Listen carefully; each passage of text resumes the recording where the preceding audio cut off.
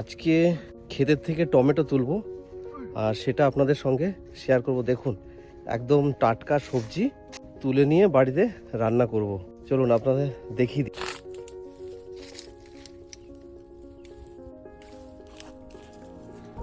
এইটুকু অবস্থা লাল হয়ে গেছে। হ্যাঁ, একটু বড় লাল কোথায় দেখি।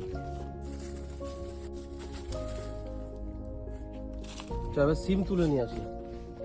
ওদিক থেকে আসলাম টমেটো তুলে। এই যে হচ্ছে সিম গাছ। এবারে ভেতরে ঢুকি। দেখুন এই হচ্ছে ব্যাগ, কত টমেটো তুলেছি। দেখুন সিমের মাচার তলায় চলে এসেছি পুরো। ই বাবা, মাচা থেকে ভেঙে গেল।